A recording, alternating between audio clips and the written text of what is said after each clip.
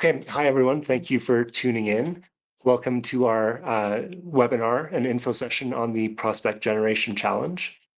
To start with, a big thank you to the sponsors who are making the big prize pool possible. We've got Tectonic Metals, and our guest speaker today is Tony Reda from Tectonic Metals. Also, BHP, PMCE, and Transition Metals, all helping to make this success.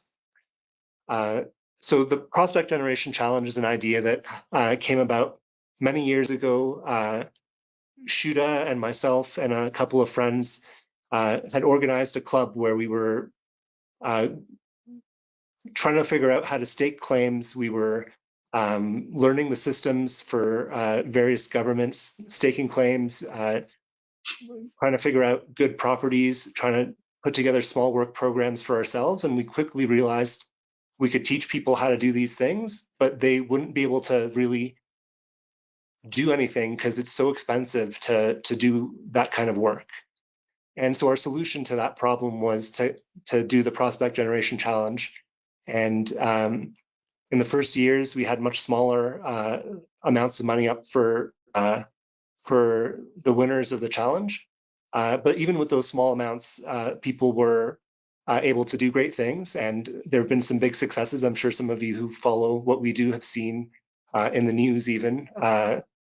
Some people have taken their properties to the level where they've done deals with companies such as our sponsors. And so this year we want to do it bigger and better than ever before. We've opened it up to properties anywhere in the world. We've opened it up to people anywhere in the world. And we're already getting some submissions, and there's still about 10 days left until the submission period closes. So I hope everyone tuning in is working on a submission for us. I don't want to take too much time. I'm going to try to leave a lot of time at the end of this presentation for questions, but a general overview, we're asking interested parties to put together an idea for a mineral project anywhere in the world. It has to be on open ground or on ground that you've staked yourselves. Come up with a work plan, what you would do if we gave you $30,000, and sell us on the idea for what could be there. It could be something where there's a little bit of past work and some good past results, or it could be something completely greenfield and you have a geological idea that you want to test. There's a lot of different ways to come up with ideas, and we'll maybe let Tony talk about some ways that you could go about that. So I'll pass it off to Tony. We'll let him go for 20 to 30 minutes, plus or minus, and then we'll leave time for questions. At any point, if you guys have questions, you could type them in, and we'll go through and address them as many as we can at the end. So with that, over to you, Tony. Thank you for that introduction, and thank you everyone for taking time out of your schedule to attend this session. A special thanks and deep gratitude to Jamal and his entire team at NextGen Geo. I was quite moved when I first heard about this opportunity. I stepped back, and I always like to reflect and to ask myself, you know, what's the common thread? Like, why are we all here? And the common thread, as far as I see it, is that we really have a passion for mineral exploration. Mining has served, exploration and mining has served me well. And I never went, you know, my formal background, if you will, or as, you know, I'm a business, and, you know, business person, if you will, went to Simon Fraser University. But mining was never really in my, sort of in my to-do list or something I would potentially contemplate. And then at the age of 21, I actually met someone that gave me a stock tip, quote unquote, and I bought my first mining stock. And ever since then, it hasn't always been a pleasant ride. It led to turmoil with the Bre-X scandal. That was back in 1997. And I actually wrote off the mining space, but something pulled me back, and I decided to elicit change and actually work for a legitimate exploration company, and started cutting my teeth as investor relations and then vice president of corporate development for Kaminak Gold Corporation. And that process just really lit a fire for exploration. And I think if I ever came back in a previous life, maybe I might actually be a formal geo, but I classify myself as an explorationist. And as the CEO of Tectonic and one of the founders, we're on the hunt for the next opportunity. And what I've outlined here is one of our slogans that we utilize internally, and that's think with the end in mind. And yes, that's a play on words. So when we look at opportunities, we want to see a mining opportunity, not a drill play. There's a lot of companies that focus on sort of drill plays and drill opportunities, but our ultimate goal is to find a mine. And regarding today's session, there's so much to talk about, and each segment could be its own workshop, 2 or 3 days. So I think, I'm not saying we have it perfect. I think, whether you're a team trying to make the Super Bowl, there's multiple ways to get there. And there's multiple ways to find a mine, and there's multiple ways to generate projects. As someone that was VP corporate for Kaminak, we raised almost $200 million and was involved in the sale of that asset to Goldcorp for $520 million. I was stick handling relationships with all the major mining companies. At one point, we had about 30 companies under NDA, and I was stick handling all that and trying to filter out, how to move things forward and unlock value for our shareholders. That experience kind of gave me insight in what the major mining companies look for, and that is reflected in the way we kind of do our the work here at Tectonic. So I'm going to give you our insight into how we explore and how we generate projects, and how we look at the lens that we look at these as prospectors or project generators. As you generate your projects and present them to Next Gen Geo, this is the lens that I'll be looking at. It's ultimately, you're not going to know right at day one, is this a mining opportunity? Is this a mine? But is it the thing I like to ask myself, does it warrant us taking the next step? And as long as we're on the path to finding a mine, will your next footstep lead us there? Are we going in the right direction? And the analogy that I also like to use at Tectonic is, we're trying to find, the next Michael Jordan, but we're trying to do it, when he's 10 years old, or Lionel Messi at the age of 12. And as we know, as anyone who watches sports, a lot of scouts don't get it right. You might draft 100 people in your career, and one of them perhaps ends up being a Connor McDavid. So you're trying to identify talent. There's skills and attributes that these athletes have that could potentially lead them to greatness for that team. And that's what we do at look at projects. The other thing that I will say, which is a Warren Buffett quote, I use it for my investments. And it's something, I might not get it right, but it's something along the lines of, what's the difference between a good investor and a great investor? And a great investor says no a lot. And that's what we have to do with projects, especially when you're running a company. You have to learn to say no, no, no. And sometimes you say no and you don't get it right. But a lot of these projects don't have the merit to make it to the full stage, or they have a potential flaw. We ignore that flaw because we like the shiny object. So that's again something that we sort of look at these things is, can we, if we were going to say no a lot, and that's actually a good thing. There are anomalies like the Gazelle. You can just pull up any sort of map or geological survey type map, and you can see there's no shortage of anomalies. But what separates one anomaly to another anomaly to another anomaly? So with that being said, I'll get into it. I'm going to try to keep it under 20 minutes because I do value the Q&A component, and I think that's where we can get a lot of value. I don't think I'll be making any forward-looking statements, but in case I do draw your attention to this slide. It is located on our website, so please take the time to read it. I mentioned a bit about myself. I think I want to just, who am I to hold the mic here and pontificate?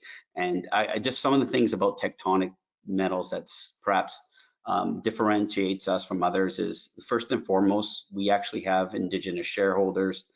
Doyon Limited, for those that don't know, is one of the largest Alaska Native regional corporations. They are a for-profit entity. They're also the largest private landowner. Their land holdings are equivalent to the size of France. And a few years back, they elected to make an investment in our company. and they've done that now probably about 4 times. So they're actually, their investments in our company are north of $4 million. Yes, we do have, you know, shareholders, but the other thing that separates us is really our business model. This is a business, and we have to view it as a business, and we have to act like it's a business. So every project, as you see here, will have a 3-year plan. I'll flush this out a bit more, but it's really not only focused on the upside. What are the potential risks or downsides that this project might have as we move forward, and are they manageable? So the quicker we can de-risk projects, the quicker we can add value and get more comfortable. The other thing to note is that our projects, typically where we can apply it, will have a full-scale production / IBA agreement / ESG agreement. IBA, for those that don't know what that term means, it's called an impact benefits agreement. Traditionally, that is negotiated roughly around the feasibility stage, and we ask the question, you know, can we do that on day one? And we've been successful in applying that approach or that type of agreement with our local stakeholders on all of our projects currently. And regarding the team, you know, my biggest success was the Coffee Gold project. It was a team success, so I was the vice president of corporate development, but I was there from Kaminak, for example, started out as a project generator. I was the second hire and served the longest tenure with that company.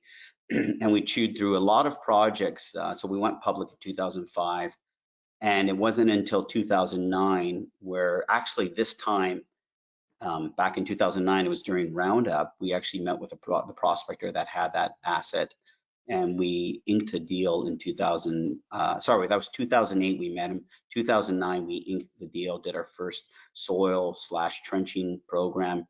And in 2010, we executed our first drill program.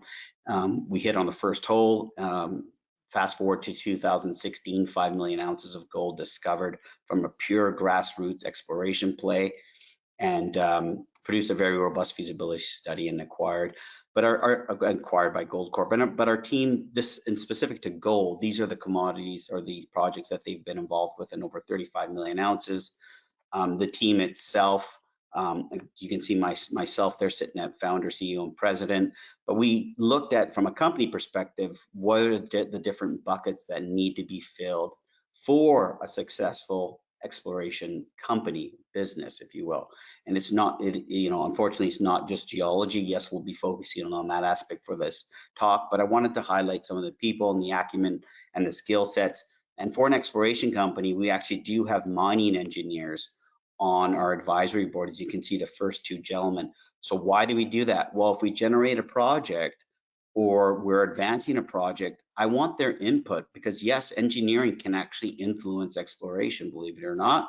Then we have our 3 structural geologists there rounding out the team again. You know, very important to exploration success. And most companies don't typically bring on that sort of caliber of personnel, given that it's exploration versus more an advanced stage feasibility type project or a production project. Okay, getting into our business model and what we look for. So I mentioned, you know, again, thinking with the end in mind. I will start off by saying that, you know, you have to know what you're targeting and what you want, for that matter. And for Tectonic, we see value in scale. So we're going to start with the tier 1 opportunities, and you know, the tier 1 opportunity, as Barrick defines, is you know, minimum of 5 million ounces. It has a 10-year production profile, with 500,000 ounces of annual gold production over a 10-year period, and you're in the lowest quartile of the operating cost spectrum. That's a big hurdle. Would we settle for something slightly smaller? Yes, possibly that is the case, but we want to see scale. We don't want to focus on opportunities that are perhaps, you know, 200,000 ounces or 300,000 ounces. Now that might work for some people, but as someone who's had relationships or still has relationships with all the major mining companies, in order to move their dial, they want to see scale. And in my experience and opinion, the time and effort that it takes to find a small scale deposit is pretty much equivalent to trying to find something big. So start off by playing big.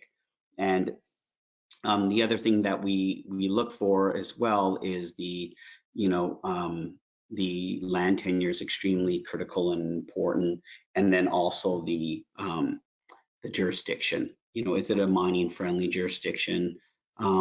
Nowadays, it seems like less and less areas are mine friendly, but there are some that are, tend to lean more towards a pro mining type environment.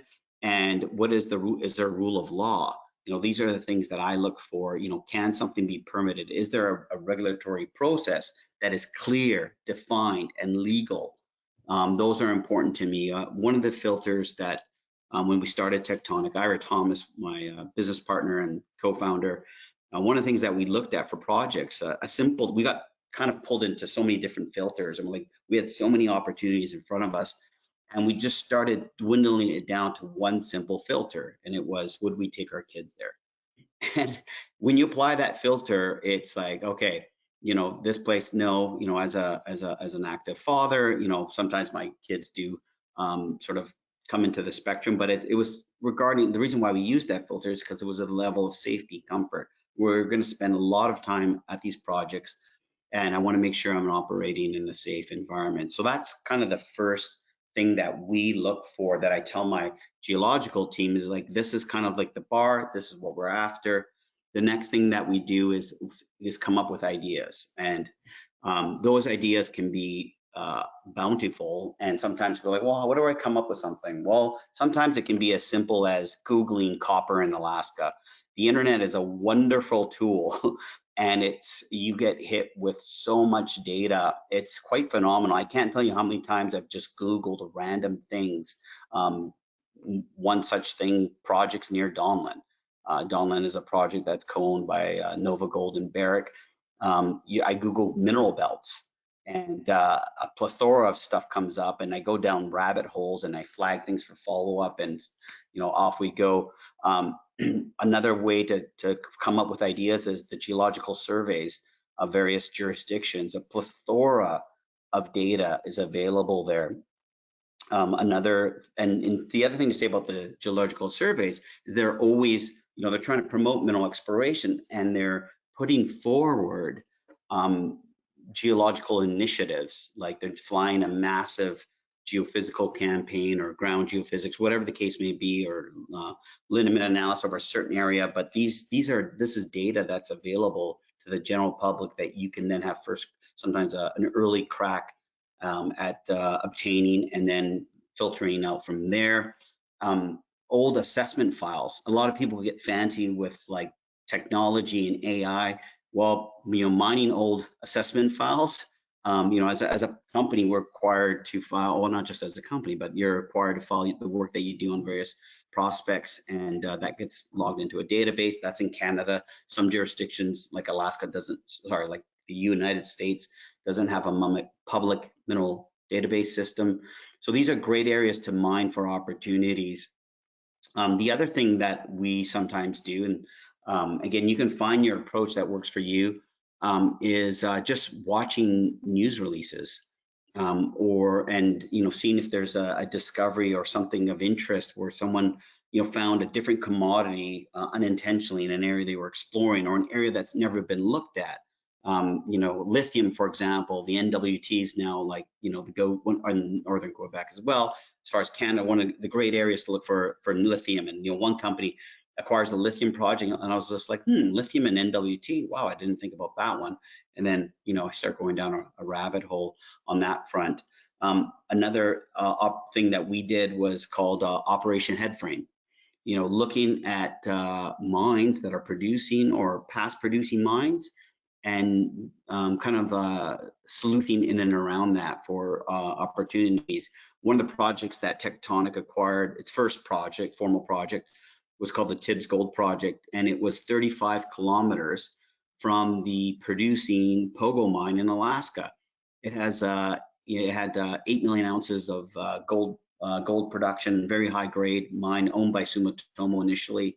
Sumitomo, a private Japanese company, so it wasn't a whole lot out there on that project, but there was some data. But it was remarkable that we could come within 35 clicks of a of an 8 million ounce gold system. And you know, there's stuff like that. In the Camac days, we acquired leases that tied right onto the Hemlo mine lease through this initiative, very similar to this one here. So don't think like for certain, oh, there's a mine there, there's nothing, you know, nothing in and around there, but you'll be shocked just how many opportunities are in and around that or off trend from various prolific mineral belts, if you will. So those are some of the ideas that or some of the things that we do to where we come up with ideas. We do meet with a lot as a company. We have perhaps a different advantage that we meet with a lot of prospectors companies. They're always presenting opportunities to us, so we have a healthy amount of project flow. But I can't tell you how many times I've just been Googling or something like that, and I'm like, another example is our current sort of flagship project called the Flat Gold Project. That's located about 40 kilometers from Donlin. Donlin is the largest undeveloped gold deposit in the world. It's currently sitting at 40 million ounces.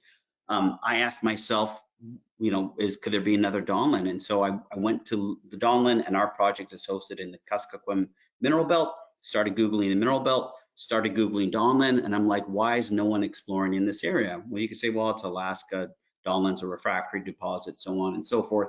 But through my investigations, I ended up reaching out to our local native corporation that is our shareholder. And I said, hey, do you have any land in this area? And the vice president of lands for the Doyon organization replied and said, I got this project that Robert Friedland worked on back in the 80s. And I said, Robert Friedland, like the mining billionaire Robert Friedland? He's like, yeah. So that's one example of that project got generated. Sometimes it's as simple as that, or hey, is there any claims near the Hemlo mine? And then we started doing some structural analysis for different shear zones that could potentially stacked and off trend, and off we went. So, keep, there's no one specific task. There's no secret sauce. Just, take a broad approach and see what you can come up with. Once we have that idea in place, and my geologist say, hey, I want to go look for, nickel in the Grenville. Okay, I asked them to come up with an opportunity, and I'll share the template that we use for said opportunity. And just want to make sure everyone can see my Word file. Jamal, perhaps can you give me just a heads up that we can? Okay, great, thank you. So this is actually legitimately is the template that Tectonic uses. Now this is our first pass, and then I'm going to plug this into our economic mine formula. But when someone comes up with an idea, you don't want to spend years or months trying to figure out. You want to, I always say that the strength of the team is the ability to make decisions quickly. And that's also I think one of the strengths of a leader is to look at the data and make a decision. So we have a template. So initially we didn't have a template, but I formulated this template with the help of our team to come up with various buckets to quickly give me the synopsis. Again, I'm not going to know specifically after reviewing this that, hey, this is the next Connor McDavid or next Michael Jordan, but is there enough data here to invest resources to flush this opportunity further? And so as you can see here, the first thing I put here is the executive summary, but the key thing here is, what is the opportunity? Not just say, oh, we're looking for copper in Alaska. Well, no, what else is there? What is the exact opportunity that we're looking for? If we use the Tibbs example with the Tectonic Tibbs project, it was like, okay, well, this is a Pogo analog. It was actually discovered by the same team that discovered the Pogo mine. Okay, that tells you something. If we look at the Flat project, that was actually the initial drill discovery was done by the same team that made the discovery at Fort Knox and advanced that into production. They're trying to find a Fort Knox lookalike. Okay, well that starts to get me excited. Those are proven proven opportunities or proven mining opportunities. Then we have our short introduction, which covers you can take some time here to read it, but your project, your owner, your location, topography. I can't tell you how much that is extremely important and can really impact the economics of a project or the viability of a project. We then have our land status. So in Canada, it's a crown land. Is it Inuit-owned land? In the States, you have private land, state land, federal land, native land. You know, what is the actual status, or is it on open ground? But even if it's on open ground, what is the actual status? And is the room, you know, is the land position open enough where you can get a sizable amount of land, but more important, cover up most of the potential the ground. And again, you don't have to do that on day one, but is there ability to expand if there's, like, say, an outcrop or some sort of soil geochem? Is there ability to flush that out to a meaningful size? The other thing that we look for is the local First Nations. You know, what is their appetite for exploration in their backyard? Is the project located in a protected park, or that was now where it was, you know, changed at a certain point, or is it near a protected park? You know, the environmental sensitivities, we'll talk about that further down the road, but these are things to look for. Is there any historic royalties or payments, things of that nature? Going into the geology mineralization, you know, what's the host rocks, what's the metallurgical domain, how are they linked?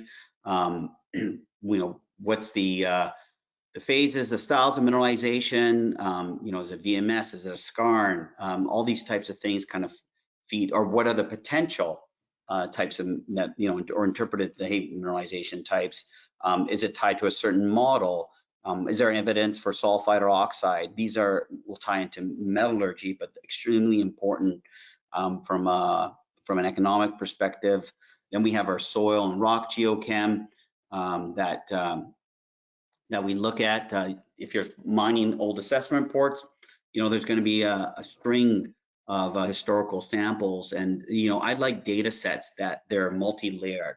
So perhaps there's a known lineament or structure, there's soil and rock geochem, there's geophysics. Okay, we got multiple data sets, and when they align, then we have you know, something that, okay, this is starting to make sense. You kind of, you know, putting pieces of the puzzle, then you start to see a bigger picture.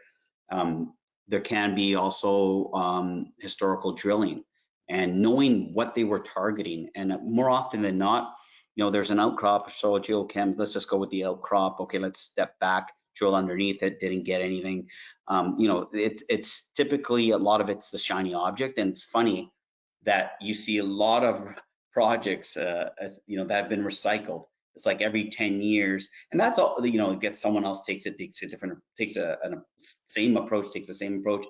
And that's very common in our industry, and there's nothing necessarily wrong with that. But what I've observed is that they go back to the same shiny object and put a drill hole in a different way. But, you know, stepping back and looking at the bigger picture versus doing the exact same thing the previous operator did, knowing why they drilled there, what worked, what didn't work, you know, it's extremely valuable to then decide how to move forward. And yeah, the pin cushion effect is something we see a lot, where they just keep, you know, okay, we might have missed it. We did it on a 50-meter space. Then we did offensive holes. Let's narrow it down to 25-meter centers. Then you're doing 10-meter centers, and it's just like, okay, that's great, but again, we want to focus on big. Show me where potentially the prize could be. Continuity is extremely important when you're, you know, in any mining scenario, but, you know, trying to build a resource that could be mineable, we want to see, you know, potentially continuity. So that's something to look at.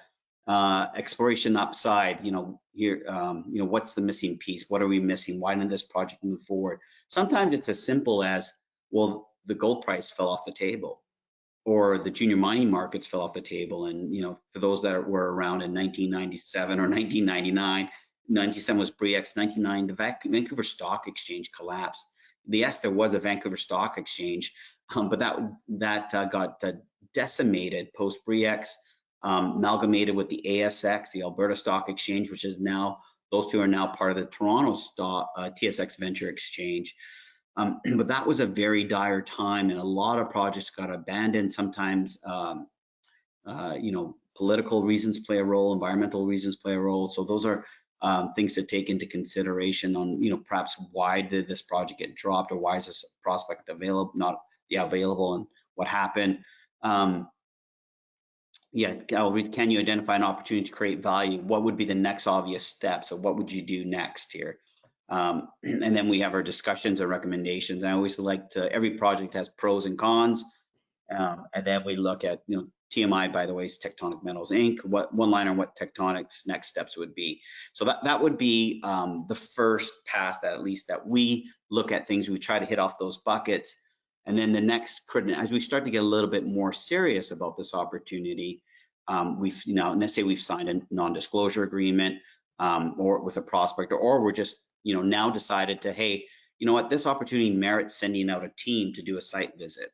And what is the objective? We go in there with a very clear objective. Sometimes it's just ground truthing, but let's invest, say it's 30,000, 2 guys in a helicopter, two geologists, 2 guys or females, 2 geologists in a helicopter, or maybe we're driving to site to go to this project to go do a little bit of ground truthing, collect some more samples, get a lay of the land first on a first pass basis. But going back to, so I'm just gonna make sure I can share my screen here. Bear with me. Let's see here. Am I sharing my screen? Thank you, Jamal. So we talked about the tier 1 opportunity. So that's okay. We know what we're looking for. Then we talked about the template that we use at Tectonic to filter out some ideas. And then we take that and we're now sitting right here applying the economic mine formula. So this is a little bit more robust. And again, these could all warrant its own workshop, if you will. But the first thing we look at for what makes a project, again, economic, we're not looking for a drill play. We're looking for a mining opportunity. And yes, we're doing that right at its infancy. But what is the grade? And grade is like, well, obviously higher is better. Well, no, it's not. It's not just that. It is tied into metallurgy and it is tied into scale. So the average grade of your let's see, the world's open pit deposits right now, the average grade is 1.01 gram per ton. That's an open pit. If it's an underground mining opportunity, usually you need 2 grams plus 2.5 grams to make that work. And these are just generalities, but things to consider. Okay, what's the potential grade of this opportunity? What's the potential scale? And if you're just looking at one outcrop, okay, but maybe it's on a lineament and it's on structure, or if you're in a prolific belt that already hosted a couple tier 1 deposits, for example, the Kuskokwim mineral belt host the Donlin deposit, which is definitely a tier 1 opportunity. So if that mineral belt has the capability to produce one tier 1 deposit, chances are there could be another one lurking in the shadows. So trying to get a sense of scale is extremely important in order to move forward. The metallurgical and mineral processing, well, sometimes, again, if it's just an outcrop, well, yeah, it's a bit early to tell, but certain mineralogies lend themselves more towards, perhaps heap leaching or on oxide opportunity versus sulfide or refractory opportunity. But trying to assess that as quickly as possible is important. Going to the mining method. So again, the open pit, underground mining, topography, extremely important. These are engineering. These are looking at a project through an engineering lens. What would that look like from a topographical perspective? Is the mineralization on the side of a mountain? Is it in the valley? How do you access that?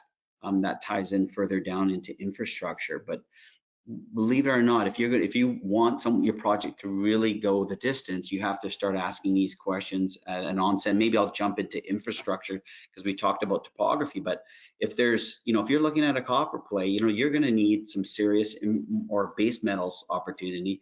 You're going to need a lot more infrastructure than say gold, where you can fly it out in a briefcase, metaphorically speaking. So where's the closest road, highway? How can you tie into it? Is there barging perhaps available? Tidewater, power. There's a lot of opportunities in the Yukon, for example. But one of the biggest things when we were trying to advance the coffee project is, okay, yeah, it's a diesel generated opportunity. We were looking at LNG. But the other thing to note with some of these jurisdictions is that you may be close to power, but the grid is maxed out. There's no more capacity left in the grid. And there's sometimes, there's blackouts. So how do you manage that?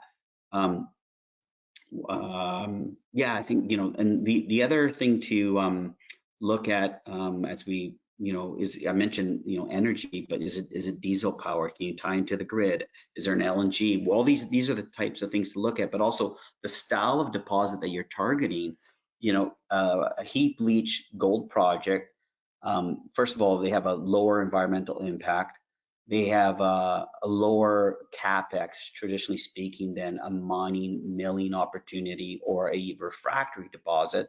Those are very energy intensive campaigns to move forward. Hence, the capex is going to be astronomical. And traditionally, you need a higher grade and a bigger throughput to sort of justify some of these costs. So those are things when you look at energy. It's just like what this opportunity, how is it going to be processed? And the next sort of big bucket is the land tenure and the permitting. And I touched upon this earlier. I can't tell you how security of land tenure is not only important from an exploration to mining perspective, but also from a raising capital perspective.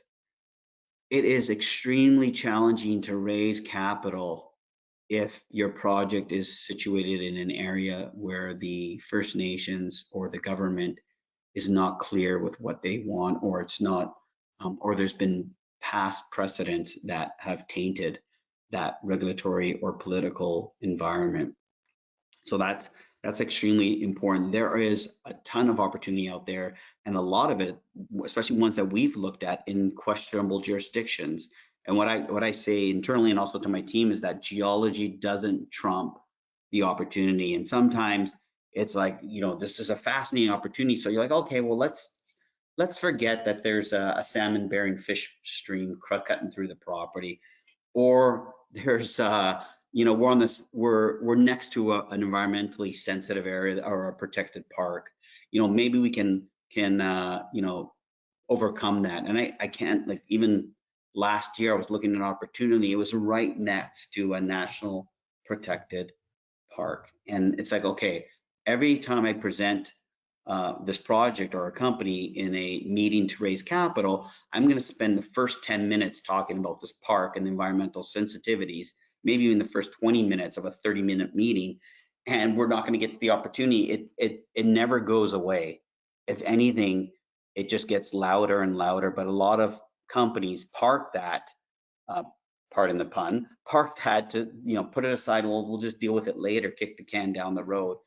But for someone that's playing the long game, if you want to play incubate a shell and play the sort of scandalous junior mining game, by all means do as you see fit.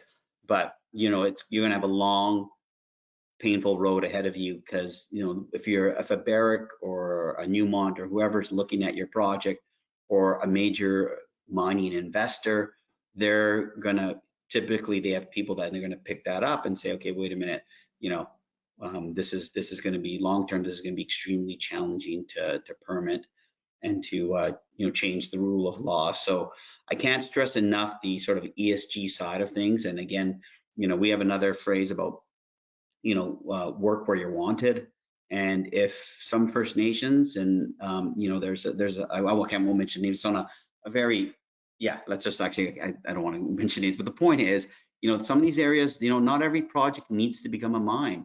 And Mother Nature doesn't necessarily discern where to put a deposit. And if it happens to be in a very protected or environmentally sensitive area, we have to respect that. And a lot of First Nations just like, no way, not happening. So this is like sort of the rough general overview of the things that we look for a project. So all these buckets need to be filled, and then we'll move forward, sign an agreement, so on and so forth. The next step that we have is our 3-year plan. And so every project has a 3-year plan. And as you generate your opportunities, and I suggest when you present them, your recommended work program, you might just do year 1. Okay, this is what I want to do as if I win the challenge. Well, I would appreciate as a panelist and as someone sponsoring the event, what are your year 2 thoughts? And so I like to do what's your best case scenario and worst case scenario. So we do our year 1 with a $30,000 field program. this is the objective of that program, and if we uncover this, this, and this is what I would envision with year 2 and year 3, and that gives us some insight. So as a company, this is what we do with every project. Is it has a 3-year plan, and the reason also for the 3-year plan is to maintain discipline. Everyone falls in love with their projects, and they think it's the next best thing since sliced bread. So by having a 3-year plan, I actually communicate that plan to my board of directors. They hold me accountable, and I hold my team accountable. So year 1, these are the deliverables.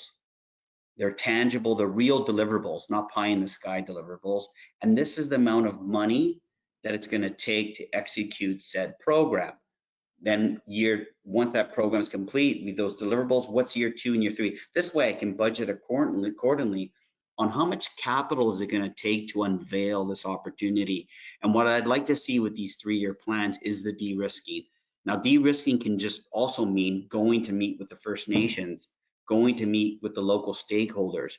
Early engagement it's not an option anymore, it's a must. And our industry used to, I'll deal with them when I have a discovery. Well, that doesn't work anymore. And funding, again, is very challenging to come by if you're not engaging early, because that's something that gets talked about a lot. And the question I would ask is, why aren't you engaging early? Picking up a phone or going to meet someone is usually the least capital intensive thing, but we as an industry shy away from, we view sometimes First Nations or locals as adversarial, whereas I view it as, it's not only a must, it's the right thing to do. It's like buying a piece of land in a neighborhood, building a 5-story tower, and halfway through the site going to meet your neighbors. No, you have to meet ahead of time, so on and so forth. So this is what we do with our project, a 3-year plan. I'm going to wrap it up there and open the conversations to any Q&A or commentary that any of the attendees have. Thanks very much, Tony. I don't see any questions coming in yet, so anyone in the audience, feel free to ask Tony questions about his presentation, or to ask myself or our fellow organizers questions about the challenge in general. While you guys think of your questions and type them in, maybe I'll ask Tony a couple questions. So Tony, in terms of the different aspects that you look for in terms of geology, engineering, ESG, infrastructure, if there's a red flag in any one, would you just cross out that project and move on to the next, or are some things easier to overcome?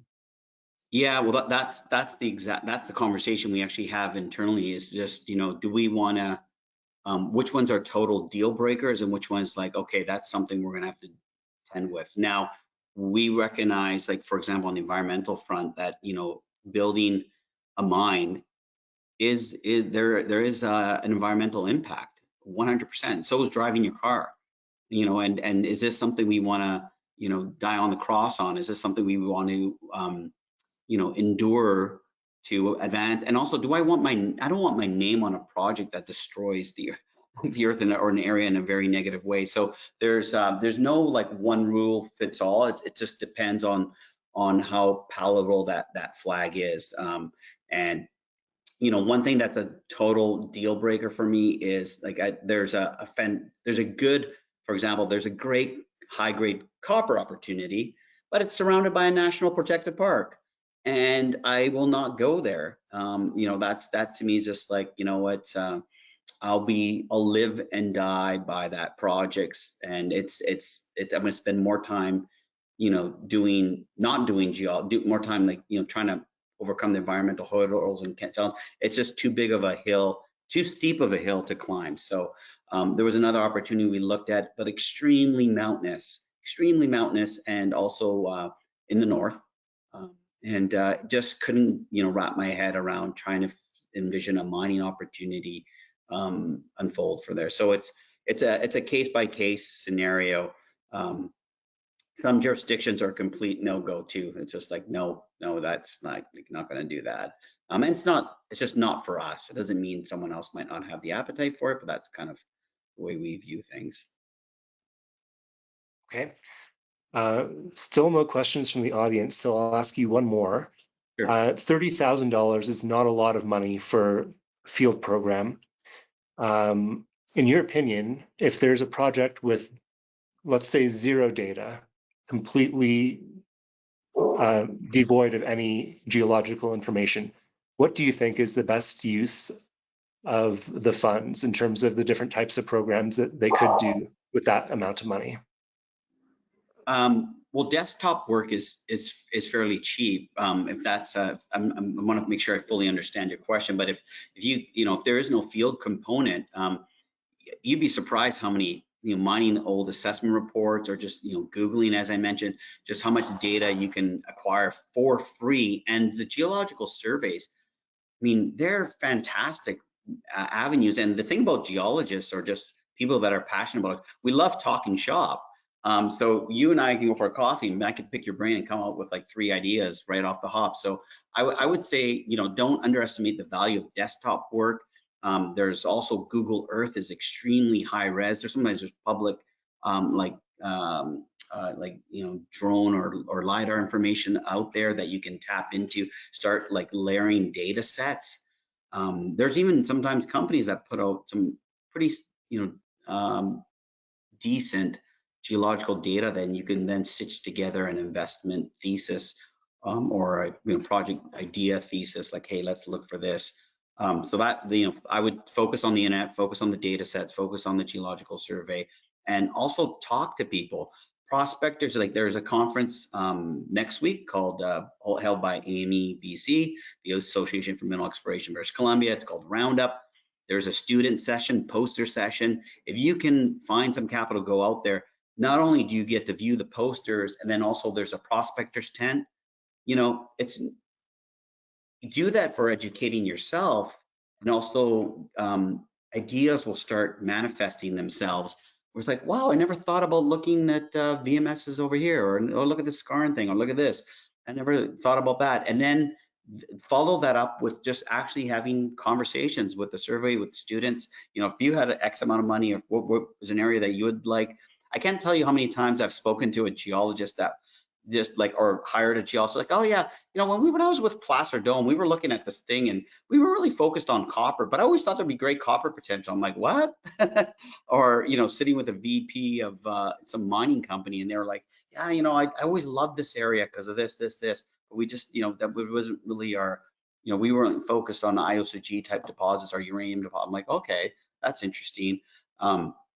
So that's, get in the mix and start talking to people. It's really, gets the juices flowing, and where there's ideas that just manifest themselves, or they enlighten you with something, it's always good to do that. And so that would be my take. If you're strapped for funds and, how do I can't stake something. Sometimes there's physical staking. It's like, oh, I can't do that. But, online staking, put on a t-shirt, grab a beer, and have your Visa handy. It's just like Amazon.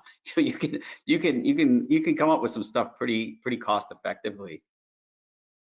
Absolutely, yeah. I think I've definitely done that. Just have some free time, go onto the mining administration system for Ontario, find something interesting, and very easy to spend more than a few $100s when you get too excited.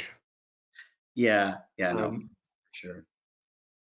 Okay, we're getting close to the end, and there haven't been any audience questions. So if anyone does have a question and they don't feel comfortable asking it here, feel free to send me an email later at jamal@nextgengeo.ca. Thanks again, Tony, for your presentation. I hope the participants got something out of it. Oh, there's a question that just popped up. Gilles, go ahead with your question.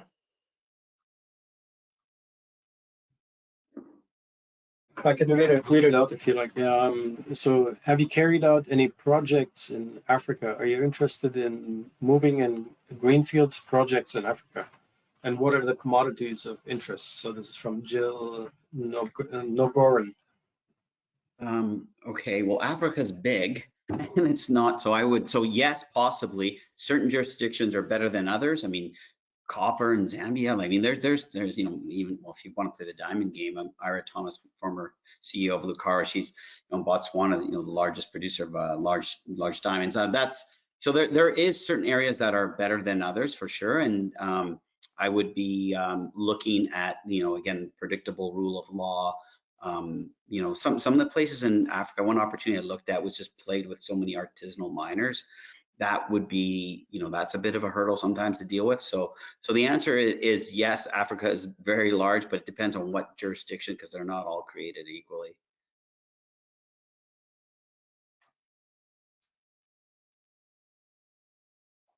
Okay, any other questions? Last call for questions from the audience.